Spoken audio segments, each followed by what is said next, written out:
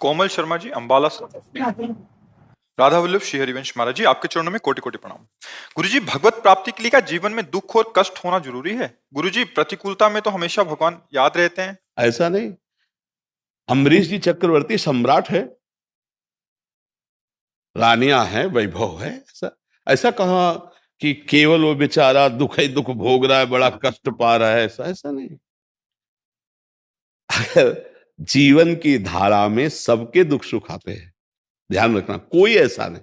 अरे जब भगवान अवतरित हो रहे हैं तो आप देखो, जिनका नाम लेकर माया मुक्त हो जाते हो, भगवान कहाँ अवतरित हो रहे हैं? कंस के कारागार में कैद, हथकड़ी बेड़ियों से जकड़े हुए और राक्षसी स्वभाव के पहरेदारों से घिरे हुए देवकी वसुदेव जी। और वहां प्रकट कौन हो रहे? जगत को मोक्ष प्रदान करने वाले भगवान।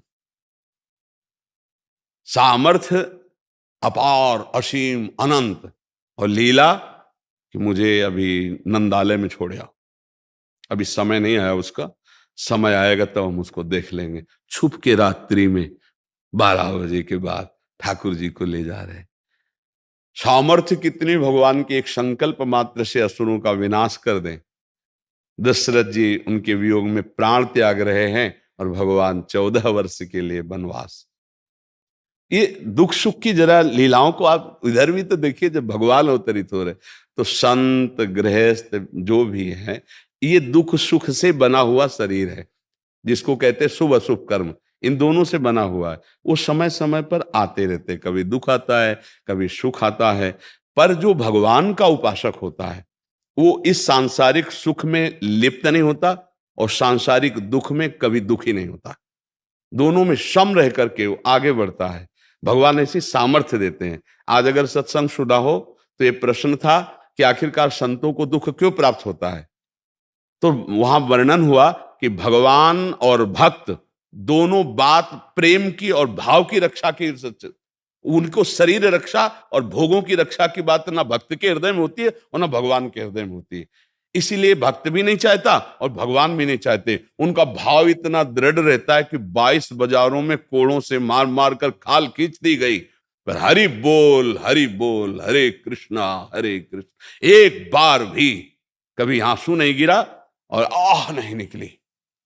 ये क्या है? ऐसी सामर्थ्य किसी मनुष्य में होती है क्या? सच्चिदानंद भगवान बैठे कोड़े खा रहे हैं और दिखा रहे हैं कि मेरे भक्त की सामर्थ्य देखो। फिर बाद में सब चरणों में गिरे, बादशाह तक, ठाकुर हरिदास जी के चरणों में। ये बातें थोड़ा प्राकृतिक बुद्धि से समझ में नहीं आएंगी कि भगवान का नाम जप कर रहे, 22 बाजारों में कूड़ा मारा जा रहा है, कई तरह के ऐसे।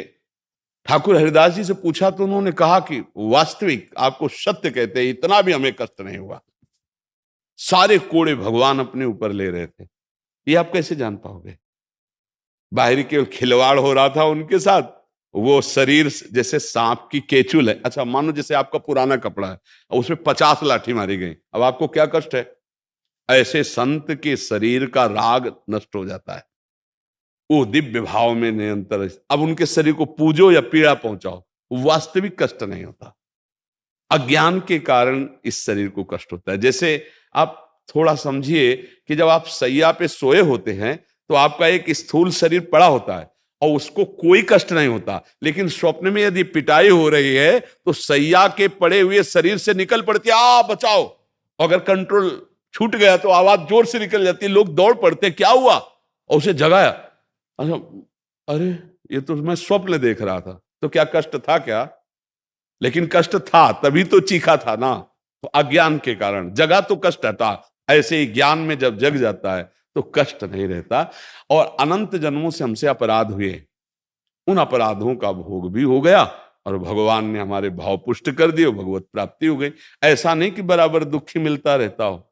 अगर कोड़े लगे तो बादशाह आकर ताज उतार के चरणों में रखता है, विनय करता है, पूरी छूट देता है। आज के बाद आपको कभी कोई नहीं रोकेगा, खूब भगवान नाम कीर्तन करो। और आज भी हम उनका यश गा रहे हैं, ठाकुर हरिदास जी का यश गा रहे हैं। तो वो ऐसा जैसे कि भक्त को केवल दुख ही मिलता है, ऐसा तो नहीं है। ऐसा न देखा जाए कि संतों को या भक्तों को केवल दुख ही दुख मिलता है। हम तुम्हें क्या बताएं? जैसे हम आनंद की बात बताना चाहते हैं कि हमें कितना आनंद है, तो उस माँ के जिसके अकेले लड़के का ब्याह हो रहा है और वो फूली फूली घूम रही है, ऐसे अनंत गुना बढ़कर प्यार रहता है, मेरे प्रिया, मेरे लाल, मेरे प्रभु। क्योंकि अनंत जन्मों से बिछड़ा हुआ भगवान का अंश जब अपने अंशी के समीप तो कृतकृत्य हो जाता है, आनंद मगन। ये केवल बातों से नहीं होता, ये अंदर की बात से होता है। तो ये कोई आरोप न लगाए कि भगवान अपने जनों को दुख देते हैं। ये जरूर है कि दुख और सुख जिससे मिलते हैं वो दो कर्म होते हैं, पुण्य और पाप। उससे सबका शरीर बना रहता है। तो कभी पापी पुरुष को भी बहुत अच्छा अवसर आता है और कभी दुख आता है, कभी किसी महात्मा को बुरा अवसर आता है, कभी सुख आता है। ये क्रम चलता रहता है, लेकिन स्थिति दोनों में अंतर होगी। वो प्रकृति के भोक्ता भाव में होगा, वो परमात्मा के आनंद में मगन होगा। ये अंतर कोई नहीं देख पाता। बाहरी दृश्य तो देख पाता है कि वो संत दुखी है, कैंसर हो गया है, उनको ये हो गया है। तो क्या गृहस्थों का नहीं होता क्या? तो अब हमें है तो इसलिए हजारों जान रहे हैं कि इनके है, लेकिन ऐसे बेचारे हैं जिनको तुम जानते ही नहीं हो और हजारों के ही रोग होगा। तो कहा जाता है कि महात्मा को दुख क्यों मिला, हमें दुख नहीं है। पक्का समझो तुम्हें, पक्का 100% हमें कोई रोग नहीं, कोई दुख नहीं है। इस शरीर को है तो उसका व्यवस्था ठाकुर जी की है, बहुत बढ़िया व्यवस्था की है। इसलिए बहुत हम आपसे प्रार्थना करते हैं, जैसे भी बने वैसे भगवान का आश्रय और नाम जप करने लगो। वो दुख मिटाने वाले, दुख देने वाले नहीं, मंगल भवन है। महाराज आपके माध्यम से तो सबको आनंद दे रहे हैं। आप तो आनंद में हैं ही, लेकिन आपका आनंद हाँ, वो केवल प्रियाजू की कृपा है, केवल प्रियाजू प्रियालाल की कृपा का फल है। और हम आपसे सच्ची कहते हैं, हम कोई विद्वान नहीं भैया। गांव के स्कूल के कक्षा 9 पढ़े, बार बार बता रहे, जैसे हमसे कोई व्याकरण हो, शास्त्री हो, आचार्य, हम कुछ नहीं है।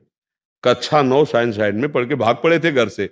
ये जो कुछ सुन रहे हो केवल भगवान की कृपा से सुन रहे हो। कोई पढ़ाई लिखाई या हम ज्वाइन किया हो सत्संग का, कॉलेज की कैसे बोला जाता है, कैसे, कुछ नहीं।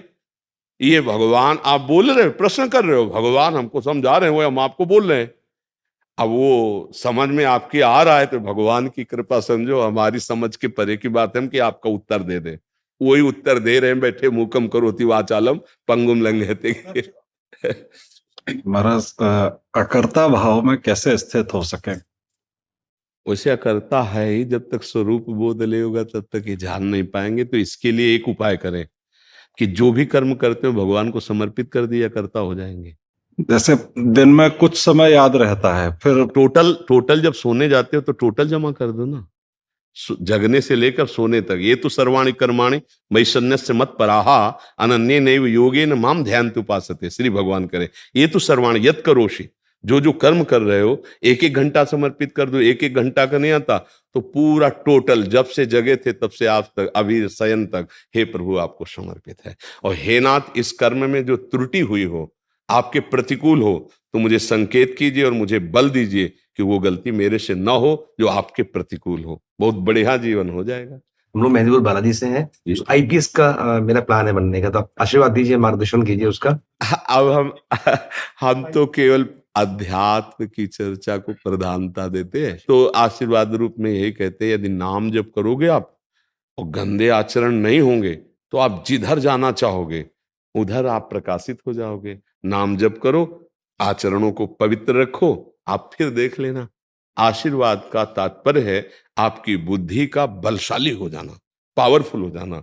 आपको कभी कोई निरुत्साहित ना कर पावे, तो किसी भी मार्ग में आप जाएं आप बलवान हो जाएंगे। तो ये पावर मिलता है भगवान के भजन से। राधा राधा राधा राधा। तो अगर कहीं भी बढ़ना है आपको तो आचरण पवित्र, हमारी बात मान लेना। आशीर्वाद का मतलब ये है आपके आचरण पवित्र हो और आपकी जिह्वा से नाम चलता रहे, तो आप जिधर बनना चाहोगे, जो बनना चाहोगे, वो बनाने की सामर्थ्य प्रभु में है, नहीं है? हाँ, इसलिए हाँ। महाराज जी, ऐसा प्रश्न हमारे पास पहली बार आया था, इसलिए हम पढ़ रहे हैं। महाराज जी, राधे राधे। महाराज जी, इस दास का आपके चरणों में कोटि कोटि प्रणाम। महाराज जी, मैं हर रोज भगवान के पवित्र नाम का 1.25 घंटा जप करता हूँ और आपका सत्संग सुनता हूँ, इस इच्छा से कि मेरा एक दिव्य एवं शाश्वत लोक में चक्रवर्ती सम्राट की तरह मेरा जीवन हो और हजारों लाखों सुंदर मेरी रानियां हो। क्या भगवान नाम से ये संभव है?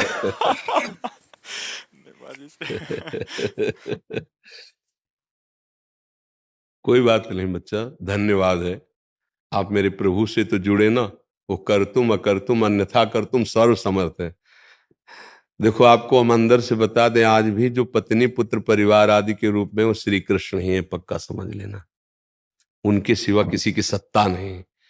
वही जब अंतर ध्यान हो जाते तो हम लोग शरीरों से प्यार नहीं करते। यदि आप ऐसा मानोगे तो अपने आप को हजारों रानियों के रूप में प्रस्तुत करके आपके हृदय में बैठ के स्वयं भोक्ता और स्वयं कर्ता बन करके वो अपने आप में खेलते हैं। आप करो, आराधना करो, और तो अगर वो चाहेंगे तो आपकी इस आकांक्षा को पूर्ण करेंगे, नहीं आकांक्षा को गायब कर देंगे। आपको खुद लगने लगेगा नहीं नहीं मैं बड़ी भूल कर रहा था, प्यारे आपके सिवा मुझे कुछ नहीं चाहिए, बस मैं आपको देखना चाहता हूं, आपके संग रहना चाहता हूं। ऐसा भी आ सकता है, क्योंकि अभी कोई तुम सिद्ध भाव वाले थोड़ी हो गए, क्योंकि ये तो पार्थिव भोग विलासिता का भाव है। नहीं, अज्ञान, जिसे अज्ञान कहते हैं, भोग विलासिता का भाव अज्ञान ही तो है ना। तो आप किसी भी, हम धन्यवाद इसीलिए शब्द दिया कि आप प्रभु से जुड़े ना। तो भगवान ने अपने 4 भक्तों को कहा है, आर्त, अर्थार्थी, जिज्ञास और ज्ञानी। ये अर्थार्थी के अंतर्गत आता है। जो भोग विलासिता है ना, आर्त आता है संकट निवृत्ति के लिए, और अर्थार्थिक मतलब समस्त भोग विलासिता। तो धन्यवाद इसलिए दिया कि भोग विलासिता प्रभु से मांग रहे हो, इसलिए हम तुम्हें धन्यवाद दे रहे हैं। वो कोई साधक नहीं है, वो शुरू किया है भगवान से जुड़कर अर्थार्थी भाव से। तो हमारा कर्तव्य बनता है उसके उस भाव को वहां पुष्ट करके भगवान में श्रद्धा विश्वास दृढ़ कर देना। और उनका काम यह है कि जीव के हृदय से वासना का नाश करके उपासना स्थापित कर देना। इसलिए प्रशंसनीय विषय यह है कि भगवान से जुड़े, निंदनीय विषय यह है कि माया की मांग है। अब वो पूर्ण करना चाहेंगे तो ये भी उनके लिए कोई बड़ी बात है। अनंत ब्रह्मांडों की सुंदरियों का सृजन उन्होंने तो किया है, अपने आप से अपने आप में सृजन किया है। तुम 1000 कह रहे हो, 1 करोड़ हो जाए। पढ़ा है भागवत में, एक राजा के 1 करोड़ रानियां थी, जो बाद में वृत्तासुर के रूप में प्रगटे ना, वे चित्रकेतु ऐसे नाम, जिनकी 1 करोड़ रानियां थी। 1 करोड़, साल में 365 दिन होते हैं, कितने वर्ष में जाते होंगे भाई? 365 दिन होते हैं, तो कितनी रानियों से दिन में मिलते होंगे, कब राजकाज करते होंगे? 1 करोड़ रानियां थी। तुम्हारी कितनी इच्छा है? इनकी है मर्जी हजारों लाखों। नहीं, एक बोलो कि वो मतलब हजारों प्लस लाखों, तो फिर मर्जी हजारों भी चलेगा, लाखों भी चलेगा। भगवान की विभूतियां है। हाँ, भगवान की विभूतियां है। ठीक है, तुम चिंता मत करो, भजन बढ़ाओ। हाँ, भजन बढ़ाते रहो, नाम जप करते रहो, और ये अपनी आशा रखो तुम। हम तुम्हारी आशा को सपोर्ट करते हैं, क्योंकि किसी भी तरह से भगवान से जुड़ना, ये हमारे शास्त्रों का सार है, उसका परम मंगल हो जाता है। जिन्होंने भगवान से वैर किया उनको परम पद मिल गया, जो भगवान को मारने के लिए आए उनको परम पद मिल गया। फिर आप तो श्रद्धा से 1.25 घंटा नाम जप करते हैं और सत्संग सुनते हैं, तो निश्चित क्या पूर्ति करेंगे वो श्री कृष्ण जानेंगे। आपके अंदर शुद्ध जहां ज्ञान हुआ तो ये सब ऐसे लगेगा, ब्रह्मादिक के भोग सब विषम लागत ताई, नारायण ब्रज चंद की लगन लगे ही जाए। जो तुम मांग रहे हो ये किसी के पास बहुत होता है, और जब भगवान का रंग चढ़ता है तो ये सब बमन के समान त्याग के चल दिए। पूज्य श्री रूप जी, पूज्य श्री सनातन जी, ये एक तरह से राजमंत्री नहीं, राजा ही थे। इन्हीं के अनुशासन में, इन्हीं के आदेश उपदेश से सब काम चलते थे। सारा वैभव त्याग करके भारी कष्ट सहते हुए श्री कृष्ण प्रेम की जो रहनी दिखाई वृंदावन में, अद्भुत रहनी।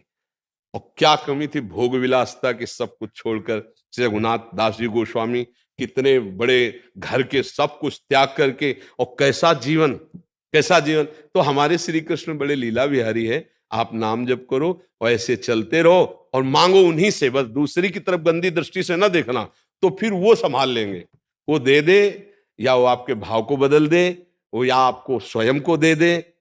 एक बार जरा सा आनंद स्फुरित होगा, फिर तुम्ही को कहा जाएगा कि तुम्हें मांगे थे ले लो, तो आप हाथ जोड़कर भगवान से कहोगे कि मेरी गलती को क्षमा करो। बताओ वो कैसे तुम्हें बताए, वो रो पड़ोगे तुम कि प्रभु मुझसे भूल हो गई, आपको न मांगकर कुछ और मांगा।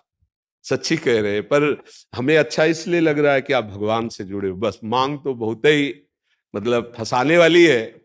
एक जिसकी पत्नी होती है ना, एक परिवार में होता है ना, निर्वाह करना प्रेम का बहुत कठिन हो जाता है। प्रेम का निर्वाह करना बड़ा कठिन है। पति पत्नी आजीवन दोनों प्रेमी बनकर जीवन निर्वाह करें धर्मपूर्वक, बहुत कठिन है। नहीं, 1 2 3, पर वो भगवान के भाव से ही वो ठीक हो जाए। ठीक है, आप संतुष्ट है लो अब? ध्रुव जी भी महाराज जी इसी उसमें निकले थे। ध्रुव जी ने चाह की थी अटल पदवी, तो सुनीति मैया ने जो उनको परिपक्व किया था, तो सुरुचि मैया जो थी वो उनके लिए रुचि के खिलाफ हो गया कि सिंहासन में गोदी में बैठना चाहते, तो उन्होंने कहा जाओ नारायण का भजन करो, फिर मेरे गर्भ से पैदा हो तब इस सिंहासन में। बस उनको क्षत्रिय राजकुमार लगा कि मैं तप के द्वारा वो पद प्राप्त करूंगा जो मेरे पिता और पितामह को भी नहीं प्राप्त है। तो 6 महीने में करके दिखा दिया। गुरु नारद जी, मंत्र नारद जी के द्वारा दिया हुआ है, ऐसा भयानक कष्ट सहते हुए 6 महीने में भगवत साक्षात्कार किया। आज भी अटल पदवी में, पर उनको बहुत जलन हुई। बाद में जब भगवान ने वरदान में तथास्तु कहा और भगवान की रूप माधुरी देखी, तो उनको हृदय में आग लग गई कि ऐसे भगवान की सेवा न मांग कर, उनका सानिध्य हम ना मांग, हमने अटल पदवी मांगी, इसका मतलब साधुओं का संग नहीं हुआ। इसलिए मेरी बुद्धि इस बात में, अगर प्रेमी जनों का संग होता हुआ तो भगवान का आज मैं सानिध्य मांगता, उनकी सेवा मांगता। धन्य है जो भगवान को मांग लिया। देखो, अगर 1 लाख स्त्रियां मिल जाए तो कितने दिन रहेगी ये शरीर, कितने दिन रहेगा? ये केवल मन की तरंग उठी है। मन है ना, तरंगे लाखों हो सकती हैं, तो ये लाखों तरंगे हैं, भगवान के भजन के प्रभाव से शांत हो जाएंगे और वो पूर्ण भी कर सकते हैं। बड़े खिलाड़ी हैं, उनके लिए कुछ नहीं है भाई, कुछ नहीं है। पलक झपकते ही अनंत ब्रह्मांडों का सृजन कर दिया। किसी कारीगर की जरूरत पड़ी है क्या? ऐसे भ्रकुटी विलास सृष्टि लय कोई, उनके लिए ये 1 लाख 2 लाख हजार। देखो ना, पूरी सृष्टि में देखो अनंत जीव, ऐसे पशु पक्षी, ऐसे मनुष्य, ऐसा क्या देखते देखते दिमाग खराब हो जाए। कितना बड़ा जादूगर। हम तो कई बार कहते हैं कि रूपों को देखकर बड़ा आश्चर्य होता है कि सबकी नाक की जगह नाक है, आंख की जगह आंख है, कान की जगह कान, और सब अलग अलग पहचाने जा रहे हैं। वाह, कमाल है। 1 लाख 2 लाख नहीं, अरे 140 करोड़ तो भारत में केवल, क्यों 140 करोड़ लगभग जनसंख्या है, और अलग अलग सबका परिचय है। सबका वो अंगूठे का चिन्ह अलग है, हाँ, फिंगरप्रिंट अलग अलग हो गए। ये हमारे भगवान का जादू देखो कितना बड़ा। ऐसे रंग बिरंगे पशु पक्षी देखते रहो तो सबका भरण पोषण हो रहा है। तो हमारी कामना की पूर्ति कोई बड़ी बात नहीं, वो लखे लोग चूड़ामणि से बस और नाम बढ़ाते जाओ। और अब ये किसी से कहना नहीं। अर्थार्थी, जिज्ञासु और ज्ञानी, भगवान ने चारों को अपना भक्त माना है। तो हम भगवान, जैसे करदम जी ने जब ब्याह की सोची तो उन्होंने भगवान से पत्नी मांगी, भगवान से कि मुझे मेरे अनुरूप पत्नी चाहिए, और 10,000 वर्ष तक तपस्या की। महाराज मनु की पुत्री देहूति जी से, जिनसे भगवान कपिल देव जी का प्रादुर्भाव हुआ, वो इतनी महामहिम, इतनी तो अगर आपकी आकांक्षा है तो मेरे श्री कृष्ण उसकी भी पूर्ति करेंगे, बस डट के भजन करना पड़ेगा। अब 1 लाख के लिए तो ज्यादा ही करना पड़ेगा ना। अब 1 की बात होती तो चलो 1.25 घंटे में चल जाता, अब 1 लाख तक के लिए तो 24 घंटे आना पड़ेगा। और हम पक्का कहते 24 घंटे भजन चलने लग जाए तो फिर अगर रो के आप ना कहोगे यही बात की महाराज मुझसे गलती हो गई, मुझे बिल्कुल नहीं चाहिए, अगर ये ना निकल पड़े तो मैं बता देना, बस भजन होने दो। क्योंकि एक स्वाप्निक कामना है, ये स्वाप्निक कामना है। देखो, आप 1 लाख 1000 की बात कह रहे होगे, स्वर्ग में करोड़ों ऐसी अप्सराएं हैं कि अगर एक उतर आवे ना यहाँ मृत्यु लोक में तो मूर्छित हो जाते हैं बड़े बड़े ऋषि मुनि देख के। तुम लोग तो मतलब टिक ही नहीं सकते 1 मिनट। जो जितेंद्री हैं उनकी हालत खराब हो जाती, इतनी सुंदर है। इतनी सुंदर अप्सराओं का स्वामी देवराजेंद्र है। वो देवराजेंद्र एक महात्मा की पत्नी, गौतम ऋषि की पत्नी अहिल, वहां गंदी दृष्टि करने गया नहीं। तो इससे क्या पता चलता है कि करोड़ों अप्सराएं होने पर भी वो भोग वासना का जो अंदर राक्षस बैठा होता है वो कभी तृप्त नहीं होता है। वो अप्सराओं का स्वामी होकर के भी छुप के वेश बदल के अहिल्या जी के साथ। तो इससे जरा विचार करके जरा देखो कि वासना रूपी राक्षसी क्या कभी तृप्त हो सकती है क्या? कभी नहीं। मतलब विचार करो, देवराज इंद्र पदवी, करोड़ों अप्सराओं गंधर्वों का स्वामी, और वो एक महात्मा की पत्नी के साथ छुप करके वेश बदल करके वहां गलत भावना। मुझे लगता है कि भगवान का आश्रय और भजन यदि चलता रहे तो ये वासना रूपी राक्षसी नष्ट हो जाएगी उपासना से, नहीं तो ये बहुत कभी अगाने वाली नहीं है, कभी नहीं अगाने वाली।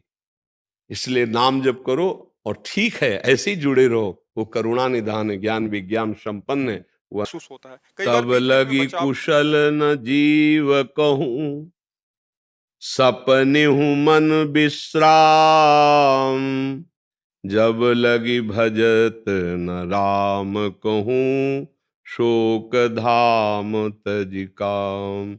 कोई भी हो, कहीं भी हो, हृदय में हो या बाहर हो, अशांति, चिंता, शोक, भय, मृत्यु, ये हमारे शब्द याद कर लो। इनको भोगना पड़ेगा जबरदस्ती, बलानंद में डूब जाओगे, दुर्गति हो जाएगी।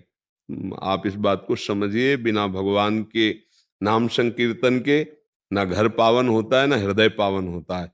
जिस हृदय में नाम है, जिस घर में नाम कीर्तन कथा साधु संगति, संतों का चरणामृत घर में कभी नहीं पड़ा, कभी संतों की जूठन नहीं गिरी, कभी नाम कीर्तन नहीं हुआ, कभी भगवत चर्चा नहीं हुई, तो भैया फिर उस घर में शांति आ जाए मुझे तो नहीं समझ में आता। अरे ठाकुर जी घर में विराजमान करके सेवा सत्कार कथा वार्ता धर्म पूर्वक कमाओ, अभी शांति आ जाएगी। शांति का जो उपाय है वो दूसरा है, संसारिकता नहीं है।